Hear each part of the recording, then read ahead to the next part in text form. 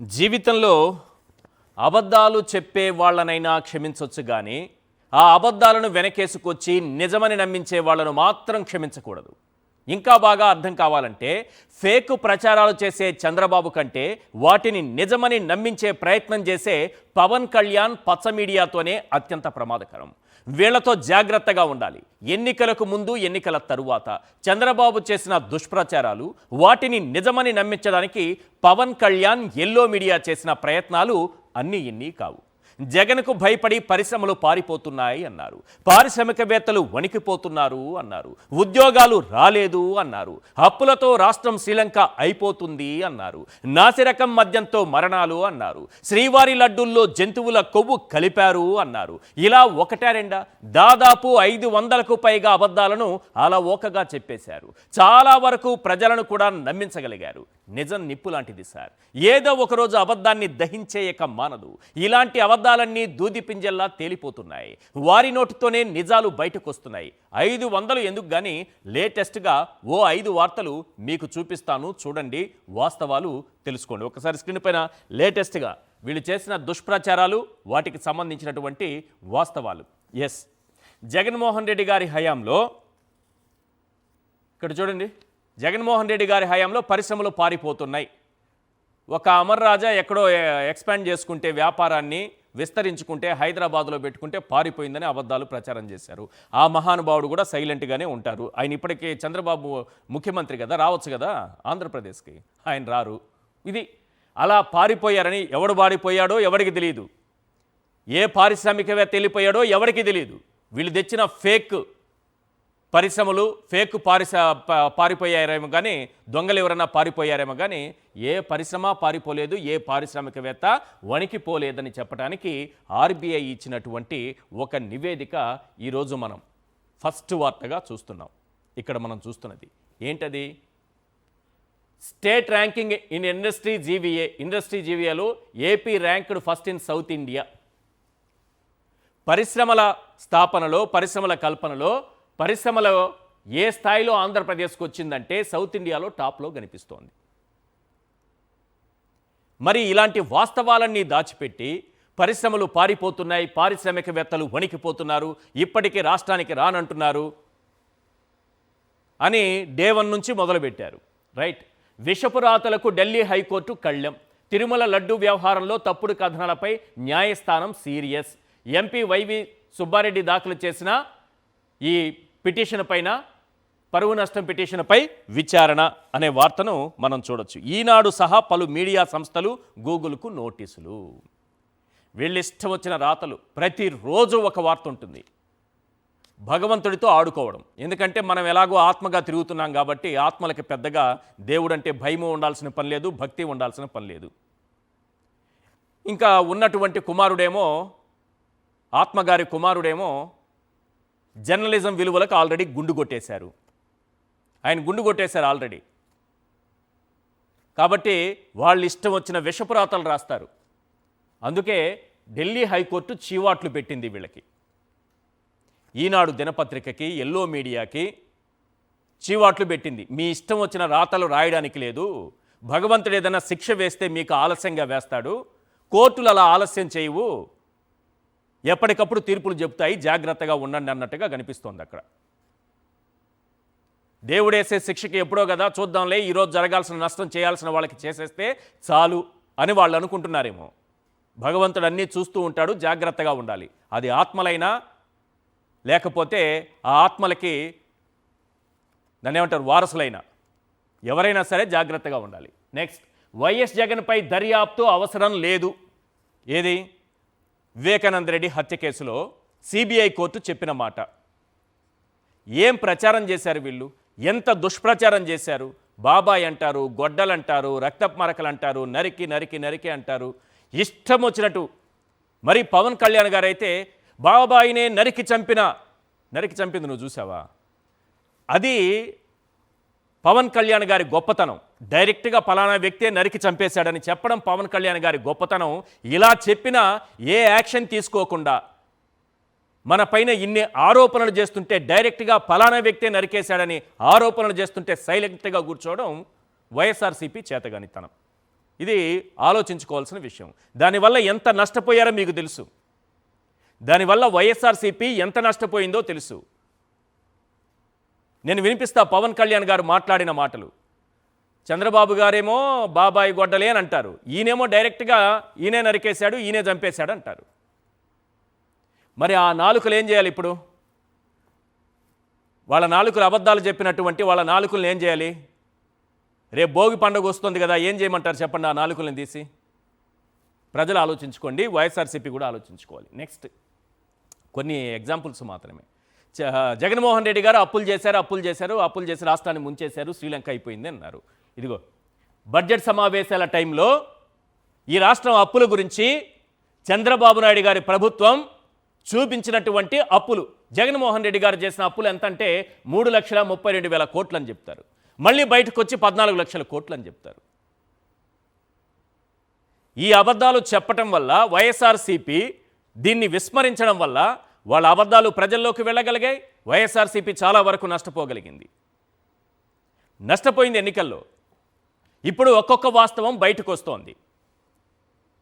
ఎవరైతే ఏ అబద్ధాలు చెప్పారో ఆ అబద్ధాలు వాళ్ళ నోటితోనే మేము చెప్పింది అబద్ధం, ఇది వాస్తవం అని ఒప్పుకునేటటువంటి పరిస్థితి ఈరోజు కనిపిస్తోంది. జనసేన కండువాతో అజయ్ 2 రోజులుగా కనిపిస్తున్న వార్త. జగన్మోహన్ రెడ్డి గారి బర్త్డే సందర్భంగా అతను అజయ్ అనే వ్యక్తి, ఈ ఫోటో చూస్తున్నారు కదా, ఒక మహిళను గర్భిణీ స్త్రీని పొట్టలో తన్నాడట. ఇతను వైఎస్ఆర్సీపీ కార్యకర్త అని చెప్పి అతనికి ఆ ట్యాగ్ లైన్ తగిలించి అతన్ని కొట్టి నడివీధిలో మనం చూసాం కదా, అంకుశం అనే సినిమాలో విలన్ నెట్టి తీసుకెళ్తారు. ఇక్కడ చార్మినార్ దగ్గర రాజశేఖర్ ఉంటారు హీరోగా, రామిరెడ్డి విలను కొట్టుకుంటూ రోడ్లో తీసుకెళ్తారు కదా, సేమ్ ఆ రకంగా తీసుకెళ్లారు అతన్ని కూడా. ఆఖరికి తేలింది ఏందయ్యా అంటే అతను జనసేన కార్యకర్త, రోమాంచిత స్టార్కి అభిమాని, పవన్ కళ్యాణ్ గారి వీరాభిమాని. మరి ఏం ప్రచారం చేశారు? లోకేష్ గారు అయితే ఆయన మరి శాంతి దూత, అమ్మఒడి సృష్టికర్త లోకేష్ గారు విపరీతమైన పోస్టులు పెట్టేశారు. వాస్తవాలు తెలియదు, అతన్ని తీసుకొచ్చి వైఎస్ఆర్సీపీ కంటగట్టి ఇలాంటి వాళ్ళు వైఎస్ఆర్సీపీ వాళ్ళు వీళ్ళంతా రౌడీలు, గోండాలు, మహిళల్ని చంపేస్తారు, పొట్టలో కుమ్మేస్తారు, కాలితో తన్నేస్తారు, గర్భిణీ స్త్రీలను కూడా చూడరు అని ఇష్టం వచ్చిన రాతలు. ఆత్మగారి పేపరు, ఆంధ్రజ్యోతి పేపరు, ఇష్టం వచ్చిన రాతలు రాశారు. ఈరోజు వాస్తవాలు బయటకు వచ్చాయి. ఒకసారి అతనికి సంబంధించినటువంటి ఫోటోలు ఒకసారి చూపించండి. వారి కుటుంబ సభ్యులు ఏం మాట్లాడుతున్నారో కూడా మనం తెలుసుకునే ప్రయత్నం చేద్దాం ప్లీజ్.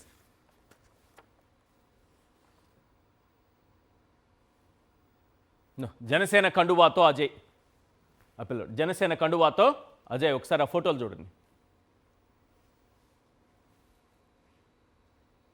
జనసేన పార్టీ కార్యకర్తని వైఎస్ఆర్సీపీ కార్యకర్త అని, అది కూడా జగన్మోహన్ రెడ్డి గారి బర్త్డే సందర్భంగా వీళ్ళేదో అల్లరి చేస్తుంటే ఒక మహిళ వచ్చి అడ్డుకుంటే ఆమె గర్భిణీ అయినప్పటికి కూడా ఆమెను కడుపులో తన్నాడని అబద్ధాలు చెప్పారు. వాళ్ళ కుటుంబ ఘర్షణ వాళ్ళ వదినపైనే చేయి చేసుకున్నాడట.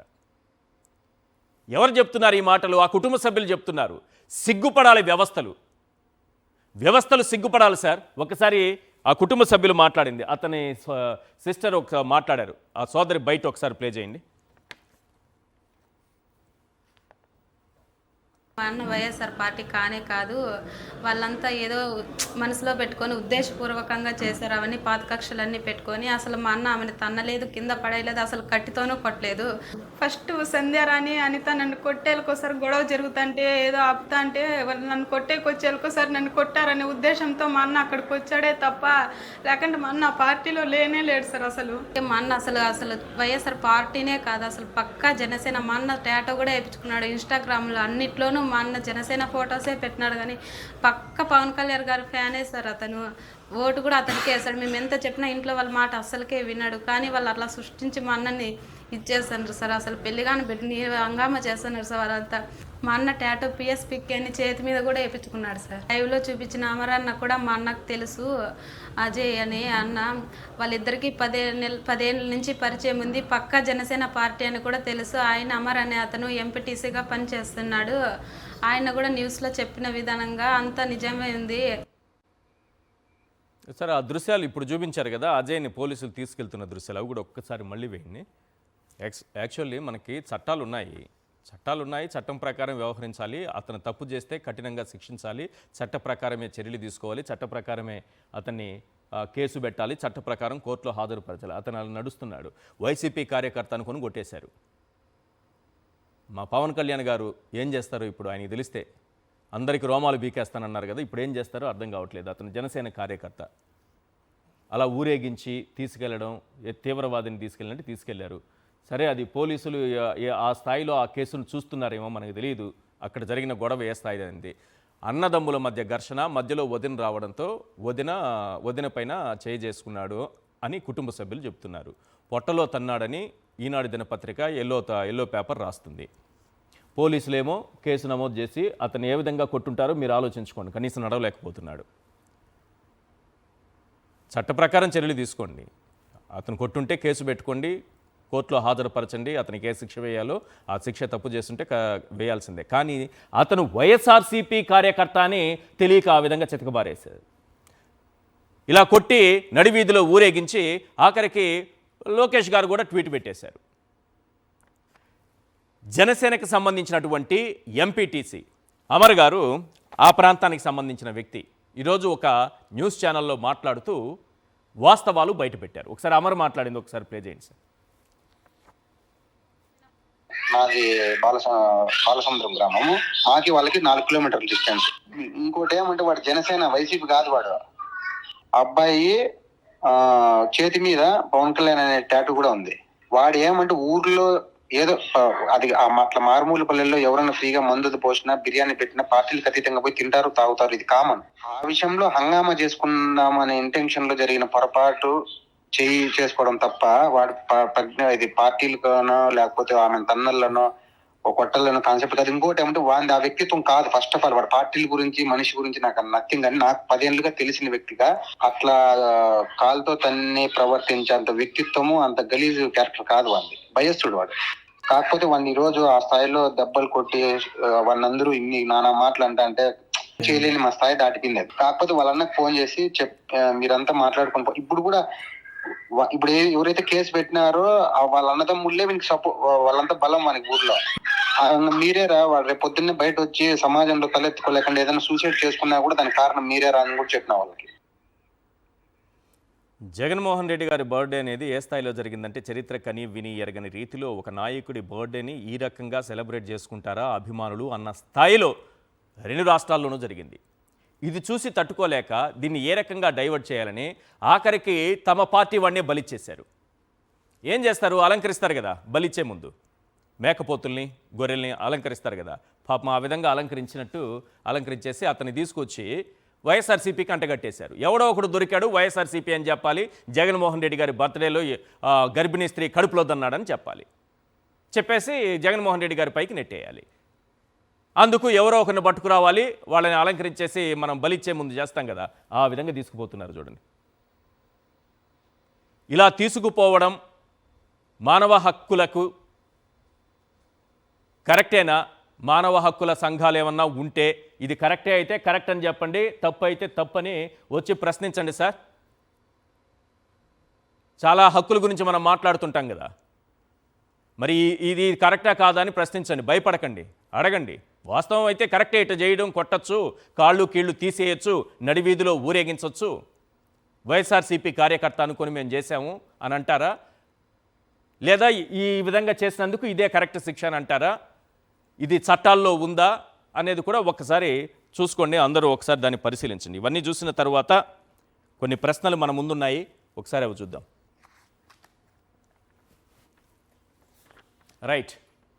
Question number 1. వైఎస్ఆర్సీపీ కార్యకర్త గర్భిణిపై దాడి అన్నారు, పోలీసులతో కొట్టించారు, చివరికి అతను హార్డ్ కోర్ జనసేన కార్యకర్త అని తేలింది. అవునా కదా? మరి ఫేక్ ప్రచారం చేశారు వీళ్ళు. ఫేక్లో ఏక్ నెంబర్ అంటే ఇదే కదా.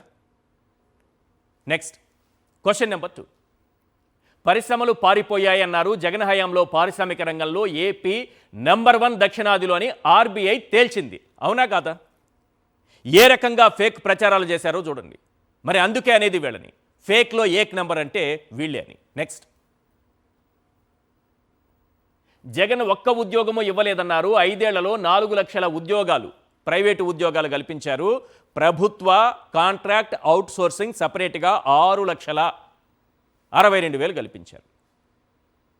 జగన్ హయాంలో ఇన్ని ఉద్యోగాలు వచ్చాయని వాళ్ళే అసెంబ్లీ సాక్షిగా ఒప్పుకున్నారు. అందుకనేది ఫేక్లో ఏక్ నెంబర్ అంటే అదే అని.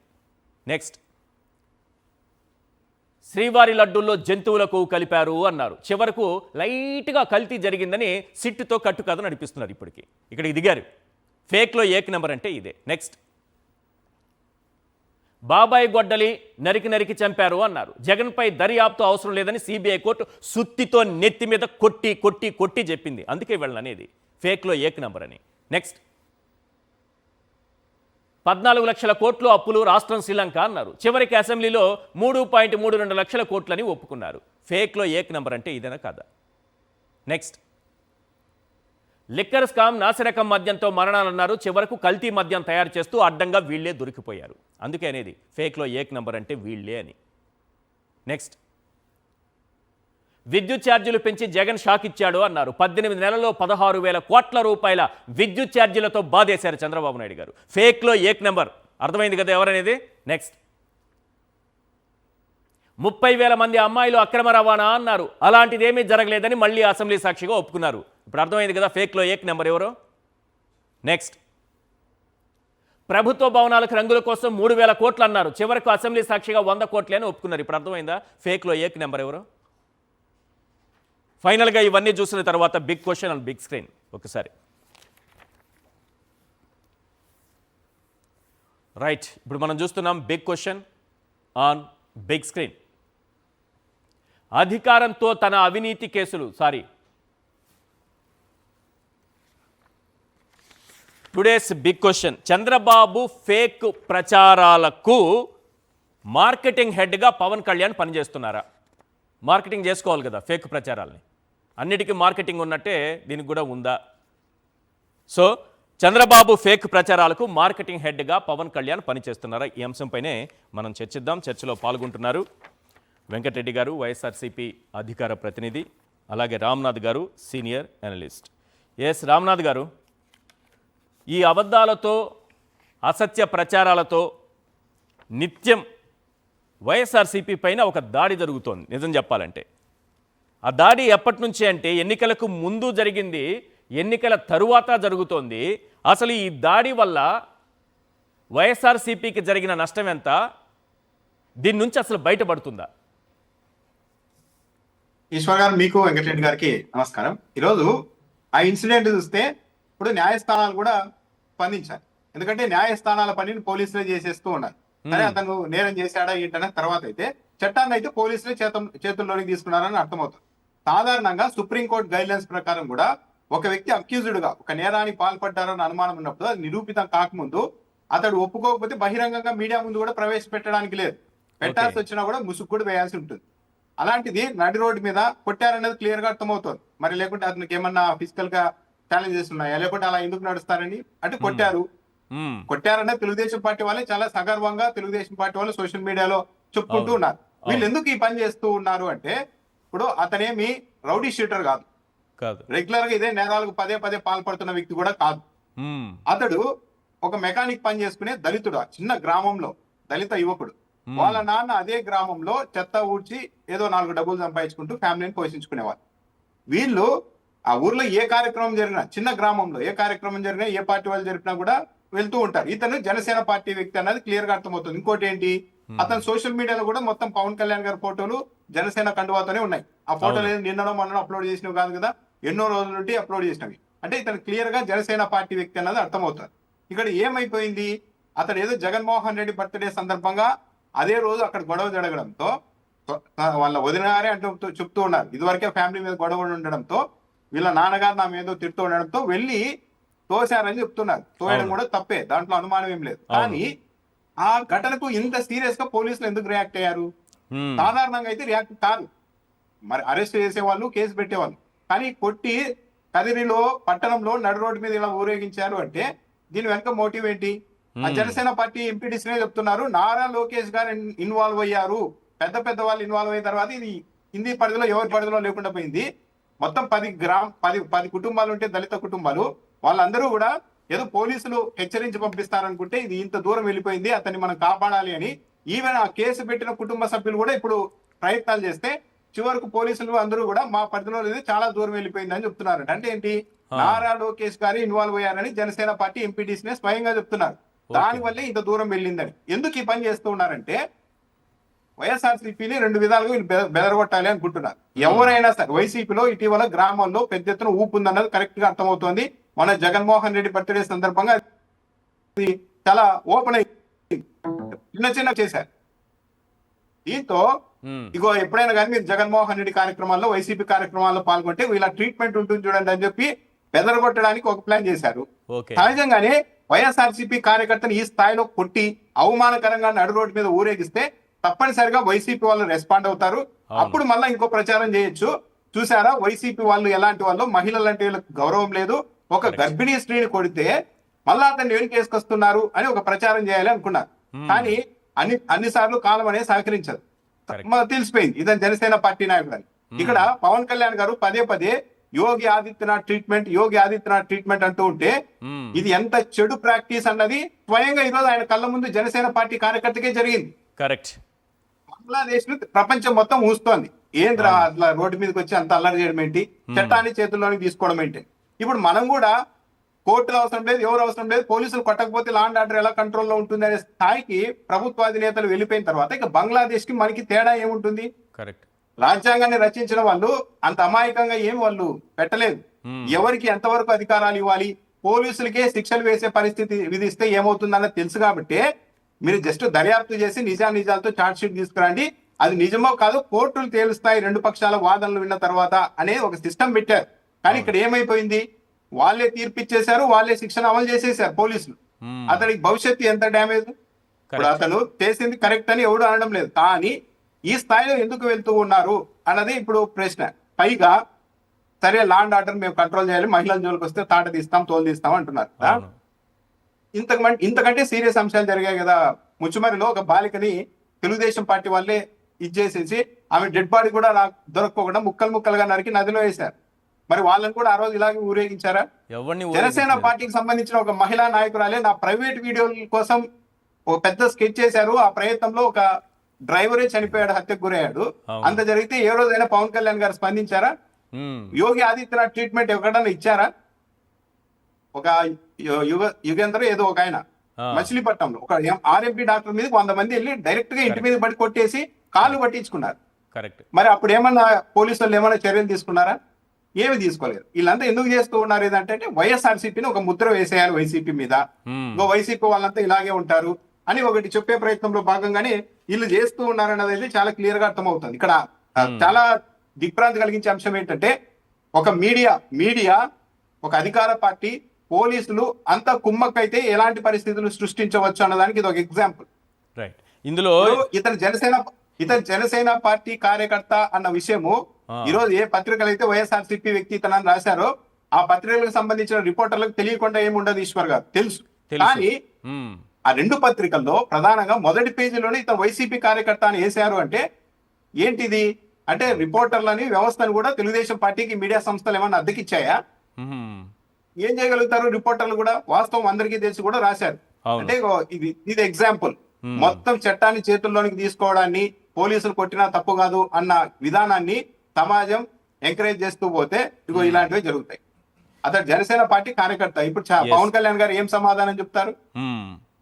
ఎస్ వెంకటరెడ్డి గారు, అబద్ధాలను బలంగా చంద్రబాబు చెప్పడం, లోకేష్ చెప్పడం, ఎల్లో మీడియా పవన్ కళ్యాణ్ వీటిని ప్రజల్లోకి తీసుకెళ్లే ప్రయత్నాలు చేయటం, దీనివల్ల చాలా నష్టపోయాను. నేను ఇంతకు ముందే అన్నాను, ఇప్పటికీ ఇదే వాళ్ళ ఆయుధం. మీ పైన ప్రయోగిస్తున్నటువంటి ఆయుధం ఏంటంటే మీతో యుద్ధానికి వాళ్ళు వాడుతున్నది ఫేక్ ప్రచారం.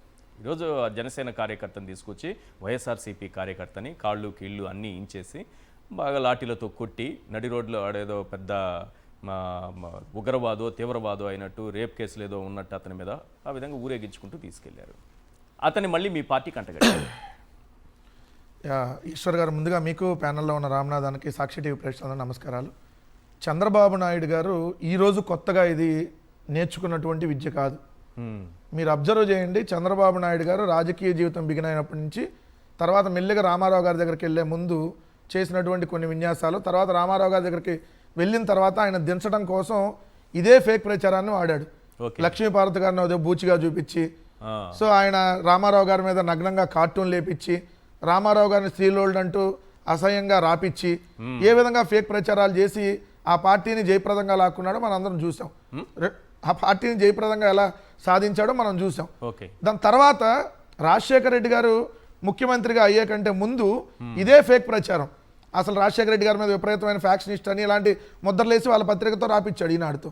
దాని తర్వాత రాజశేఖర రెడ్డి గారు అధికారంలో ఉన్న తర్వాత మీరు అబ్జర్వ్ చేస్తే అక్కడ సెలయేళ్లు పారుతా ఉన్నాయి బ్రాహ్మణి స్టీల్స్ దగ్గర, అవును. అదేంటి నెమలలు నృత్యాలు ఇస్తా ఉన్నాయి అని చెప్పి ఏదో చంద్రబాబు నాయుడు గారు వెళ్ళి ఆ నృత్యం చేస్తుంటే ఈయనేదో అక్కడ డాన్స్ వేసి వచ్చినట్టుగా రాశారు. ఏది మొత్తం అలాంటి ఫేక్ ప్రచారాలు మీరు అంతకంటే ఎక్కువ రాశారు, నేను చాలా తక్కువ చెప్పి మీరు అబ్జర్వ్ చేశారు లేదు చేసి ఎలాగోలా ఏదైతే రాజశేఖర రెడ్డి గారిని అధికారంలో రానియకుండా ఉండాలని ప్రయత్నం చేశారు. కానీ రాజశేఖర రెడ్డి గారు రెండోసారి అధికారంలోకి వచ్చారు. తర్వాత ఏం ప్రచారం చేశారు, అరే రాజశేఖర రెడ్డి గారు అధికారంలో రెండోసారి వచ్చాడు, తర్వాత ఆయన కొద్ది రోజులకు చనిపోవడం జరిగింది, జగన్ గారు ఏదైతే జగన్ గారికి ఫాలోయింగ్ చూడగానే 1,00,000 కోట్లు అని ఒక ముద్ర వేశారు. అప్పుడు చంద్రబాబు నాయుడు గారు వాళ్ళందరితో ఒక కోర్ కమిటీతో మీటింగ్ అయ్యి మనం 10,000 కోట్లు అని చెబుదామని ముందు వాళ్ళు ఎవరు అన్నారంట. 10,000 కోట్లు అయితే జనాలకు ఎక్కదు, 1,00,000 కోట్లు అంటే ఎక్కిద్ది అని దానికి కూడా కమిటీ వేసి మరి నిర్ణయించారు ఎలా ఫేక్ ప్రచారం చేయాలని. పొలిట్ బ్యూరో ఫేక్ ప్రచారానికి పొలిట్ బ్యూరో కమిటీ చేసి మొత్తం కూర్చొని రౌండ్ టేబుల్లో డిస్కషన్, జగన్ గారి మీద ఏ ముద్ర వేయాలి, ఆ ముద్ర వేయాలంటే ఎట్లా, అవినీతి ముద్ర వేయాలంటే 10,000 కోట్లు అంటే నమ్ముతారా, నమ్మరు, 1,00,000 కోట్లు అందాం బిగ్ ఫిగర్ కదా. ఇలా 5 ఏళ్ళు నడిపారు. మీరు అబ్జర్వ్ చేయండి, జగన్ గారి మీద 1,00,000 కోట్లు అని. తర్వాత సిబిఐజేడి లక్ష్మీనారాయణ గారు ఒక ఇంటర్వ్యూలో చెప్పాడు 1,300 కోట్ల రూపాయలు పెట్టుబడులు పెట్టిన దాని మీద ఏదైతే విచారణ జరుగుతుంది, జగన్ గారి కంపెనీలో పెట్టుబడులు పెట్టిన దాని మీద ఎక్కడ అవినీతి కాదు, అది అదే 1,300 కోట్లు పెట్టుబడులు దానికి సంబంధించిన ఇప్పుడు డిశ్చార్జ్ పెట్టిన విషయం విచారణ జరుగుతుంది ప్రజెంట్. సో ఎంతెందుకు దీని తర్వాత మీరు అబ్జర్వ్ చేస్తే వరుసగా 1 by 1 ఇలానే ఏదైతే జగన్ గారు మళ్ళీ అధికారంలోకి రాకముందు ఎమ్మెల్యేలు లాగేసుకొని జగన్ గారు దగ్గర ఎమ్మెల్యేలను ఎట్లా లాగేసుకున్నారు, జగన్ గారు ఏదో సైకో అని ప్రచారం చేసి ఎవరిని పట్టించుకోవడానికి ప్రచారం చేసేసి అలా నడుపుకుంటూ వచ్చారు. సరే జగన్ గారు అధికారంలోకి వచ్చారు, వచ్చిన తర్వాత ఏమైనా ఆగారా, 4 రోజులకు ప్రభుత్వం పడిపోతుంది, నెక్స్ట్ సీఎం ఎవరు, రాష్ట్రపతి పాలన, ఆర్టికల్ 360 అని విపరీతమైనటువంటి ప్రచారం, వాళ్ళు ఫేక్ లిక్కర్ అని కల్తీ లిక్కర్ కల్తీ అదే జే బ్రాండ్లు కల్తీ లిక్కరు ఇలాంటి విషయ ప్రచారాలు. సో ఇదంతా అయిపోయింది. ఇప్పుడు వాళ్ళు అధికారంలోకి వచ్చారు. వచ్చిన డే 1 నుంచి చూడండి, జంతువుల కొవ్వు తిరుమల లడ్డులో మనిషి అనేవాడు ఎవడన్నా మాట్లాడతాడా, ఉన్మాది తప్ప మనిషి అనేవాడు ఎవడన్నా జంతువుల కొవ్వు అని మాట్లాడతాడా. వీళ్ళు మాట్లాడారు జంతువుల కొవ్వు అని ఒకడు, ఇంకోటి పంది కొవ్వని, ఇంకో లేదు అలా బంధుల కొవ్వని ఇంకొకళ్ళు 1,00,000 లడ్లు అయోధ్యకు తయారు చేసి పంపించారని. ఏంటంటే ఒకటి చంద్రబాబు నాయుడు గారు ఒక అబద్ధాన్ని ఎత్తుకోగానే వాళ్ళకి పొద్దున్నే లిస్ట్ ఇస్తారంట, ఈరోజు 7 అబద్ధాలని ఎలా ప్రచారం చేయాలని. ప్రతిరోజు 7 టాపిక్స్ ఉంటాయి. వాళ్ళకి ఒక 500 యూట్యూబ్ ఛానల్ మొన్నటిదాకా ఉన్నాయి, ఇప్పుడు ఇంకొక 500 పెరిగినాయి. సో వాళ్ళకి 2 పత్రికలు, ఒక 10 శాటిలైట్ ఛానళ్ళు, ఏదైతే ఒక 1000 యూట్యూబ్ ఛానళ్ళు, వాళ్ళకి స్పెషల్ అనలిస్టులు అందరిని పెట్టుకొని వాళ్ళు 7 టాపిక్లు, ఈ టాపిక్ల మీద విష ప్రచారం చేయాలి రోజు. ఈ విష ప్రచారంలో భాగంగా జంతువులు కొవ్వు అంటారు. ఏదైతే జగన్ గారి అదాని మీద అమెరికాలో కేసు అయితే జగన్ గారు ఇక్కడ FBI వచ్చిన తాడేపల్లి అని ప్రచారం చేశారు. అప్పుడెప్పుడు గుజరాత్లో ముంద్రా ఎయిర్పోర్ట్లో డ్రగ్స్ దొరికితే డ్రగ్ కంటైనర్ తాడేపల్లికి లింక్ పెట్టి ప్రచారం చేశారు. వీళ్ళ ఫేక్ ప్రచారాలు ఒకటి కాదు, ఇట్లా కాదు. నారా లోకేష్ ఆధ్వర్యంలో ITDP వచ్చిన తర్వాత ఈ ఫేక్ ప్రచారాలు ఏదైతే రోజుకో 10 ఫేక్ ప్రచారాలను వదులుతారు, మళ్ళీ దాన్ని నమ్మట్లేదని జనాలు అనక ఇంకో ఫేక్ ప్రచారాలు. నారా లోకేష్ వల్ల నారా ఫేకేష్ అయ్యాడు. ఇప్పుడు లోకేష్ పేరు తీసేసి ఫేకేష్ అని పెట్టుకోవాలి ఇప్పుడు, ఎందుకంటే ఆ ఫేకేష్ ఇప్పుడు లోకేష్ ఆధ్వర్యంలో ఫేక్ ప్రచారాలు జరుగుతున్నాయి కాబట్టి లోకేష్ అలా ఫేకేష్ అయ్యాడు ఇప్పుడు. సో అందుకని మనం ఏం చేయాలి, ఇప్పుడు రెడ్ బుక్ అనేటటువంటి దాంట్లో రెడ్ బుక్ ఆయన చేతిలో ఉందన్న విషయాన్ని కూడా విస్మరించి మాట్లాడుతున్నట్టు. రెడ్ బుక్ అనే దాని గురించి చెప్పే ముందు అసలు ఈ కేసుకు సంబంధించి 3 పేజీలు మాత్రమే అయ్యాయి, ఇంకా మిగిలి ఉన్నాయనే జాగ్రత్తగా పెట్టుకోమని టైం లేదు, ఎలక్షన్ చేద్దాం 1 year ముందు వస్తుంది అంటున్నారు. 3 పేజీలు అయితే మిగిలిన ఎప్పుడు తర్వాత జూబ్లీస్ లో చించుకోమని కూర్చొని, కానీ ఆంధ్రప్రదేశ్లో చించుకోవడానికి ఏమి ఉండదు. ఇప్పుడు ఈ కేసుకు సంబంధించి మనం వద్దాం. ఈశ్వర్ గారు, ఇది FIR 22వ తారీఖు కట్టారు, 21 జగన్ గారు పుట్టినరోజు జరిగింది. ఆ రాత్రిపూట ఇది జరిగినటువంటిది. అది కూడా ఏం జరిగింది, వీళ్ళల్లు 2 పక్కన ఈ కేసుకు సంబంధించినటువంటి FIR నెంబర్ 152/2025 22/12/2025 ఉదయం పూట కట్టారు. FIR కట్టారు. అసలు FIR కట్టాలంటే సుప్రీంకోర్టు రూల్స్ ఏంటి, సుప్రీంకోర్టు రూల్స్. ఆమె కంప్లైంట్ ఇచ్చింది 10 గంటలకి, 10 గంటలకు ఆమె కంప్లైంట్ ఇచ్చినట్టు దీంట్లో చూపించారు. 11 గంటలకి FIR కట్టేశారు. ఫుల్ స్క్రీన్ తీసుకోండి. సుప్రీంకోర్టు రూల్స్ ఏంటి, ఒకళ్ళు వచ్చి కంప్లైంట్ ఇస్తే 14 రోజుల లోపు డిఎస్పీ ఆధ్వర్యంలో వెళ్ళి ఏదైతే ప్రాథమిక విచారణ చేసి అప్పుడు ఎఫ్ఐఆర్ కట్టాలి. ఆమె కంప్లైంట్ ఇచ్చినటువంటి గంటలో విచారణ జరిగిపోయిందా? ఓకే, కంప్లైంట్ ఇచ్చింది 10 గంటల కంప్లైంట్ ఇచ్చింది 22/12/2025 10 గంటలకి. దీంట్లో మీకు చూస్తే ఇదిగోండి, ఇక్కడ జూమ్ చేస్తే కనపడుద్ది. 10 గంటలకు ఆమె కంప్లైంట్ ఇచ్చింది. ఇక్కడ చూస్తే 10 గంటలకి ఎఫ్ఐఆర్ కట్టిన టైం చూడండి. ఉదయం కంప్లైంట్ ఇచ్చిన గంట ఆమె తెలిసి పోలీస్ స్టేషన్ నుంచి కూడా బయటికి వెళ్ళి ఉండదు. కంప్లైంట్ ఇచ్చి రాసుకొని ఎఫ్ఐఆర్ అన్ని అక్కడే తయారు చేసి ఏమన్నా 11:30కి ఏమన్నా ఎఫ్ఐఆర్ కట్టారు. ఇప్పుడు ఆమె ఇచ్చిన కంప్లైంట్లో ఇక్కడ వైఎస్ఆర్సీపీ అని కానీ ఎక్కడా లేదు. ఈ కంప్లైంట్లో వైఎస్ఆర్సీపీ కార్యకర్త అని కానీ లేదంటే కదా వైఎస్ఆర్సీపీ వాళ్ళు ఇట్లని కానీ ఎక్కడా లేదు. సో ఆ కంప్లైంట్ ఇచ్చిన తర్వాత ఏం చేశారు, ఎమ్మంటనే ఈ కంప్లైంట్ కానీ ఎఫ్ఐఆర్ కట్టి ఇప్పుడు దీన్ని వైఎస్ఆర్సీపీకి అంటగట్టాలి. ఎందుకు అంటగట్టాలనుకున్నారు? మొన్న మెడికల్ కాలేజీలు సంబంధించి ప్రభుత్వ మెడికల్ కాలేజీలు ప్రైవేట్కి ఇవ్వడాన్ని వ్యతిరేకిస్తూ 1 కోటి సంతకాలంటే 1 కోటి కుటుంబాలు జగన్మోహన్ రెడ్డి గారికి మద్దతు తెలిపినాయి. అది దేశవ్యాప్తంగా చర్చ జరుగుతుంది. ఏదైతే తెలుగువారు ఉన్న ప్రతి చోట అదొక పాయింట్. అది జరగగానే ఇమీడియట్గా జగన్ గారి బర్త్డే వచ్చింది.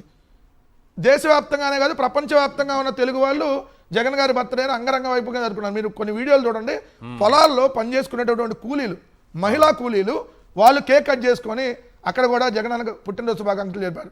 కొన్ని ఇళ్లలో అయితే వీళ్ళు వాళ్ళు 4 5 ఇంట్లో వాళ్ళే కేకులు తీసుకొని కట్ చేసుకొని అక్కడే వాళ్ళు సంబరాలు చేసుకున్నారు. అందుకని ఏం చేయాలి, దీన్ని ప్రచారం చేయాలి వైఎస్ఆర్సీపీ మీద. అందుకని ఏం చేశారు, ఒక టార్గెటెడ్గా అసలు పోలీసులు ఇచ్చిన నోటు చూస్తే సార్ సిగ్గుతో పోలీస్ డిపార్ట్మెంటు తలదించుకోవాల్సిన సిగ్గుతో మీరు ఇక్కడ ఏమన్నారు, అరాచకాలను సహించేది లేదని చెప్పి డిఎస్పీ కదిరి రూరల్ డిఎస్పీ ఎవరైతే ఉన్నారో శివనారాయణ స్వామి హెచ్చరించాడు. మేము హెచ్చరిస్తా ఉన్నాం నిన్ను కదిరి డిఎస్పీ గారిని, అరాచకాలను సహించేది లేదన్నావు కదా. ఏం అరాచకం? అసలు మీరు చేస్తున్నది ఇది అరాచకం కదా? ఎవడు వెళ్ళి విచారణ చేసి వచ్చాడు? అసలు మీకు ఏం తెలియకుండా వైఎస్ఆర్సీపీ అని చెప్పి మీరు ఎట్లా మాట్లాడారు? అసలు జరిగిందేంటి? దీంట్లోనే మీకు అర్థమైంది. ఫిర్యాదు పేరు అంటే ఎవరైతే ఫిర్యాదు చేశారో వాళ్ళ పేరు శ్రీమతి పుప్పాల సంధ్యారాణి, భర్త పుప్పాల గిరీష్ బాబు, ముత్యాలవారిపల్లి గ్రామం, తనకల్ మండలం, శ్రీ సత్యసాయి జిల్లా. ముద్దాయి పేరు పుప్పాల అజయ్ దేవ్, ఏమేం పుప్పాల సంధ్యారాణి, ఏమేం పుప్పాల సంధ్యారాణి, ఇతని పేరేం పుప్పాల అజయ్ దేవ్, సేమ్ ఊరు, ఇంటి పక్కనే. ఎక్కడ విషయం రాయకుండా చాలా ఇంటి పక్కనే అండి. వాళ్ళు ఇచ్చిన దాంట్లో చూడండి, రాత్రి 7:30 గంటల సమయంలో ముద్దాయి పుప్పాల అజయ్ దేవ్, అతని తండ్రి అంజనప్ప మరియు వారి కుటుంబ సభ్యులు అందరూ పుట్టినరోజు వేడుకల్లో భాగంగా తమ ఇంటి ముందర సిమెంట్ రోడ్డు పైన కేకును కోసి వారి ఇంటి ముందర సిమెంట్ రోడ్డు పైన పెద్ద టపాసులు పేల్చారు. ఎవరు జగన్ గారి పుట్టినరోజు వేడుకలు అది రాయలేదు ఇక్కడ, రాశారు. జగన్మోహన్ రెడ్డి గారి పుట్టినరోజు అయినందున రాత్రి 7:30 గంటల సమయంలో ముద్దాయిలు పుప్పాల అజయ్ దేవ్, తండ్రి అంజనప్ప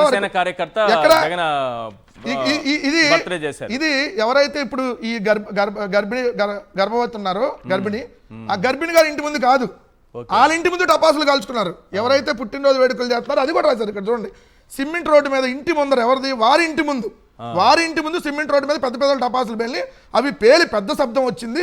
అందుకు సంధ్యారాణి రోడ్డు మీదకి వచ్చి ముద్దాయిలతో నేను గర్భవతిని, ఇక్కడ టపాసులు పేల్చవద్దని చెప్పింది. అందుకు ముద్దాయిలంట బండ బూతులు తిట్టారంట, దీన్ని సంపురా అని అరిశారంట, కట్టె తీసుకొచ్చి సంధ్యారాన్ని కొట్టినారంట, గొంతు పట్టుకొని గోడకు నెట్టి ఆమె గర్భవతి అని తెలిసి కూడా ఆమెను గర్భంలో శిశువుని చంపాలనే ఉద్దేశంతో సంధ్యారాన్ని కడుపు మీద కాలితో బలంగా తన్నినారు, కింద పడిపోయింది. సార్ గర్భిణిని బలంగా తంతే లోపల శిశువుకి అయింది కదా, ఏం అవ్వలేదు అంటే ఆమె తనలేదని అర్థం కదా.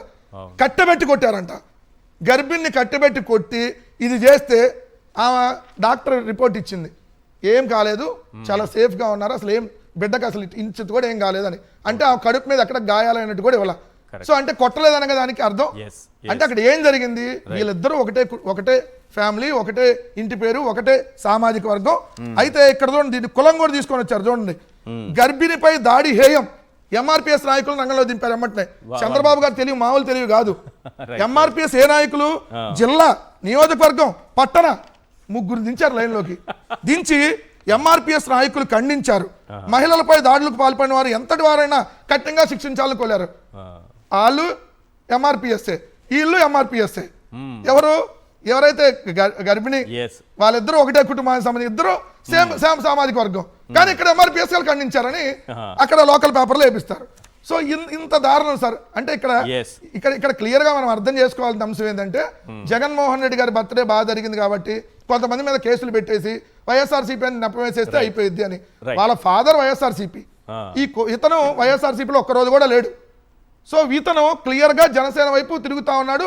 జనసేన అజయ్ అనేటటువంటి ఎవరైతే ఎంపీటీసీ నిన్న దీనికి సంబంధించి ఆయనకి స్ట్రిక్ట్గా వార్నింగ్లు వచ్చి ఉన్నాయి, అయినా కూడా అతను తగ్గకుండా ట్విట్టర్లో ఫేస్బుక్లో పెట్టాడు. చూడండి సార్, అన్యాయంగా ఒక మనిషి ప్రాణం పోకూడదు, ఒక కుటుంబం రోడ్డున పడకూడదు, నాకు నా రాజకీయ భవిష్యత్తు కన్నా ఒక మనిషి ప్రాణం ముఖ్యం, కాస్త లేట్ అయినా సత్యం అందరికీ తెలుస్తుంది. రెండోది వచ్చేటప్పుడు ఒక్క నిమిషం, జనసేన, టీడీపీ, బీజేపీ, వైసీపీ మరే పార్టీ అభిమానులైనా మీరెవరో తెలియని మీ నాయకుల కోసం మీతో పాటు బతికే ఊరి వాళ్ళతో శత్రుత్వాలు పెంచుకొని జీవితాలను నాశనం చేసుకోకుండా 2 రోజులు అన్నం లేకపోయినా బ్రతకగలరు, కానీ రాజకీయం చేయకుండా బ్రతకలేని రోజులు వచ్చేసాయి. కొంతమంది రాజకీయ లబ్ధి కోసం సామాన్యుల కుటుంబాలు బలవుతున్నాయి. క్లియర్గా ఈరోజు ఆ సామాన్యుడైనటువంటి ఆ జనసేన కార్యకర్త కుటుంబాన్ని బలి చేస్తా ఉన్నారు. హత్యాయత్నం కేసు పెట్టారు సార్. ఎంత దారుణం. అర్థమైంది ఏంటంటే అప్పుల దగ్గర నుంచి వివేక హత్య కేసు దగ్గర నుంచి మీరు తీసుకుంటే ఇవన్నీ కూడా ఏది జంతువుల కొవ్వు పూసి ఇవన్నీ కూడా రోజుకోటి మీ పైన వచ్చి పడుతూ ఉంటే ఎప్పటికప్పుడు కడుక్కొని మేము తప్పు చేయలేదని నిరూపించుకోవడంలోనే మీ సమయం అంతా గడిచిపోతోందేమో మీ పార్టీ నాయకులకి, మీ పార్టీకి అనిపిస్తోంది. బురద జల్లడం టీడీపీ లేకపోతే చంద్రబాబు, పవన్ కళ్యాణ్, ఎల్లో మీడియా పని అయితే దాన్ని కడుక్కోవడం లేదు, తప్పు జరగలేదు, ఇది వాస్తవాన్ని చెప్పుకోవడం వైఎస్ఆర్సీపీ పని అన్నట్టుగా తయారైంది. ఎంతకాలం ఇది? అసలు ఎలా బయటపడతారు? ఎన్నికలకు ముందు అదే, ఎన్నికల తర్వాత వాళ్ళ చేతిలో వాళ్ళ అధికారంలోకి వచ్చినా సరే అప్పుడు కూడా వదలట్లేదు. సేమ్ ఒకే రకమైనటువంటి ఆయుధాన్ని వైఎస్ఆర్సీపీ పైన ప్రయోగిస్తోంది. అంటే ఈశ్వర్ గారు, అప్పుడు ఇప్పుడు ఒక కామన్ పాయింట్, వైఎస్ఆర్సీపీ అధికారంలో ఉన్నప్పుడు మళ్ళా మనం అధికారంలోనికి రాకపోతే ఏమైపోతామన్న భయంతో రకరకాల ప్రచారాలు చేశారు.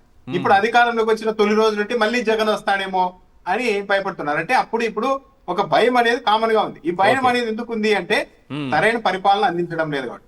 ప్రజలు మన వైపు ఉన్నారు, మనం ప్రజలకు మంచి చేస్తున్నాం అన్నప్పుడు ఈ టాక్టిక్స్ అన్ని అవసరం లేదు.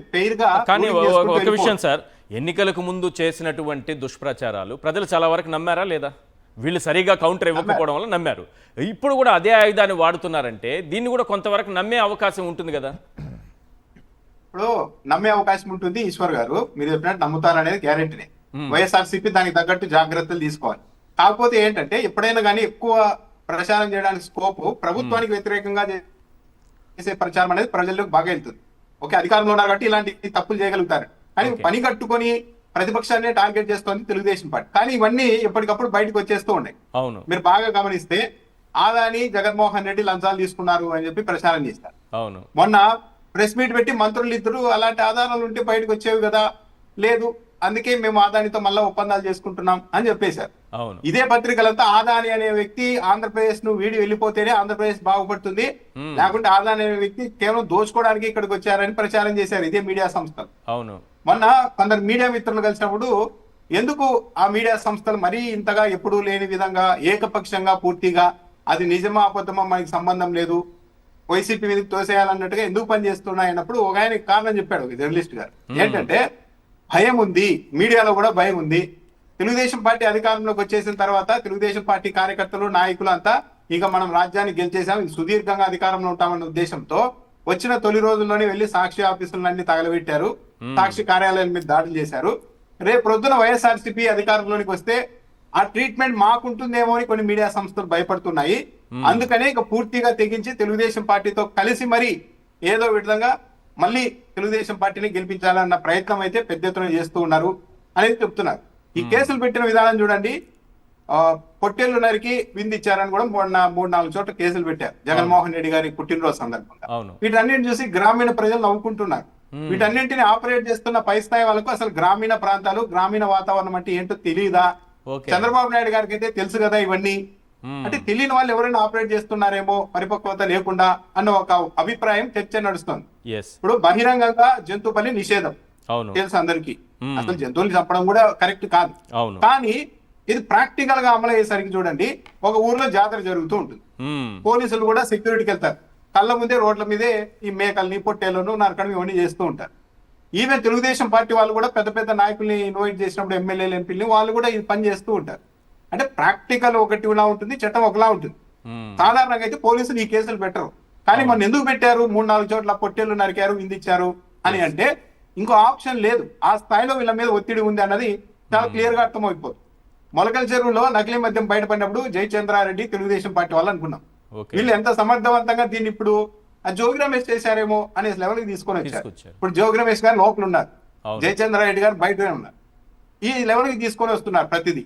పల్నాడులో 2 హత్యలు జరిగితే ఆ తెలుగుదేశం పార్టీ వాళ్ళే చంపుకున్నారని ఎస్పీ కూడా అప్పుడే చెప్తే, ఆ మరుసటి రోజు ఈనాడు పత్రిక కూడా మన వాళ్ళే తెలుగుదేశం పార్టీ వాళ్ళే 2 వర్గాలుగా విడిపోయి కొట్టుకొని చంపుకున్నారని చెప్తూ ఉంటే, పిన్నెల రామకృష్ణారెడ్డి గారిని ఆయన సోదరుడిని జైల్లో పెట్టారు ఆ కేసు. అవును. టీటీడీ వేదికగా చూడండి, బిఆర్ నాయుడు గారు 2015లో తెలుగుదేశం పార్టీ వాళ్ళే కాంట్రాక్ట్ ఇచ్చారు నగిరికి సంబంధించిన తెలుగుదేశం పార్టీ అనుబంధ వ్యక్తికే పట్టు శాలువాలు సప్లై చేయడానికి. మొత్తం కాంట్రాక్ట్ విలువ 54 కోట్లు. టీటీడీ చైర్మన్ గా ఉన్న బిఆర్ నాయుడు గారు ఏమని ట్వీట్ పెడతారు, వైసీపీ హయాంలో జరిగింది, ఈ స్కామ్ విలువ 90 కోట్లు అని పెడతారు ట్వీట్. అంటే ఎప్పుడైనా మనం చూసామో ఒక తిరుమల టీటీడీ చైర్మన్ గా ఉన్నవాళ్ళు, సరే రాజకీయ పార్టీల వైపు నుంచి వెళ్తూ ఉంటారు, కానీ వాళ్ళు ఎప్పుడైనా కానీ ఒకసారి చైర్మన్ అయిన తర్వాత ఇలా ఒక రాజకీయ పార్టీని దెబ్బకొట్టడం కోసం ఒక ఎజెండా పెట్టుకొని ఇలా అవాస్తవాలు ట్వీట్ చేయడం ఎప్పుడైనా చూసామా? బిఆర్ నాయుడు గారు చేస్తూ ఉన్నారు. అంటే ప్రతిదీ కూడా ఒక ప్లాన్డ్ గా ఒక పద్ధతి ప్రకారం వైసీపీ మీద నెట్టాలి అన్న ఒక ప్రయత్నం చేశారు. ఈ ఇష్యూని చూస్తే దళిత గర్భిణీ మహిళ పైన దాడి దాడి దాడి అంటూ పెట్టారు. అతను కూడా దళితుడే, ఆ విషయం మాత్రం బయటకు చెప్పారు. చివరకు అతని చేయి మీద పీకే అంటే పవన్ కళ్యాణ్ గారు టాటూ ఉన్నా సరే కొట్టారు అంటే, అతన్ని ట్రీట్ చేశారు అంటే మరి ఎంత ప్రెజర్ ఉండాలి. సాధారణంగా పోలీసులు అది చూసిన తర్వాత అయినా ఓహో ఇతను ఎవరో జనసేన పార్టీ వ్యక్తిలా ఉన్నారే అని అప్పుడైనా వెనక్కి తగ్గాలి.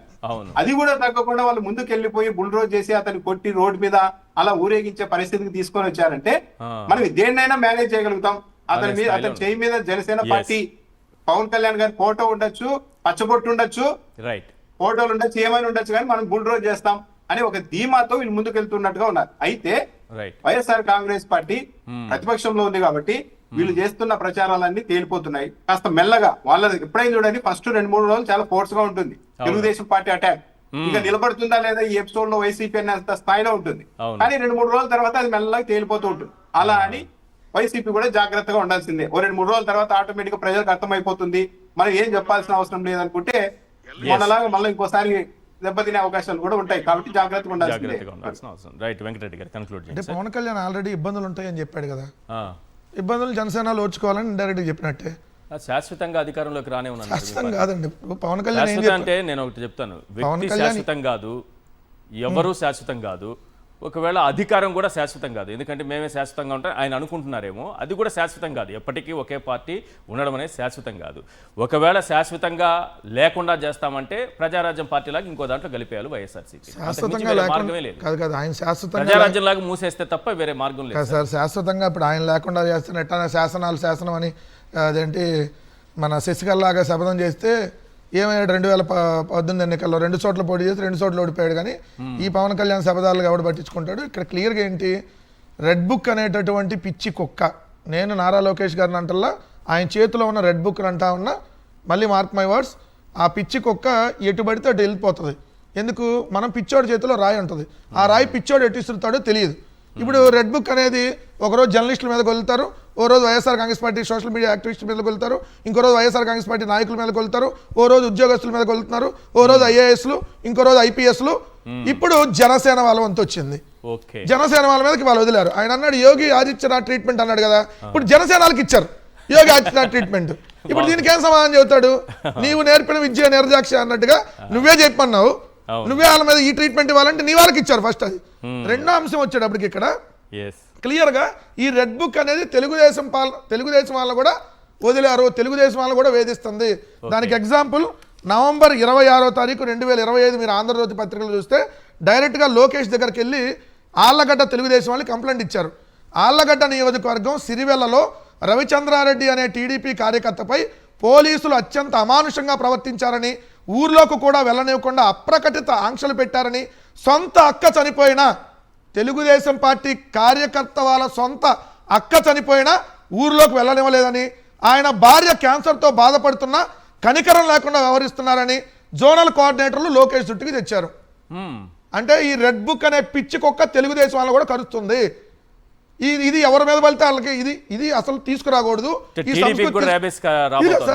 ఇది డైరెక్ట్గా మీరు ఆంధ్రజ్యోతి టీడీపీ ప్రధాన కార్యాలయంలో అర్జీలకు లోకేష్ అభివాదం అర్జీదారులకని దాంట్లో మీరు నవంబర్ 25 ఆంధ్రజ్యోతిలో వచ్చింది చూడండి.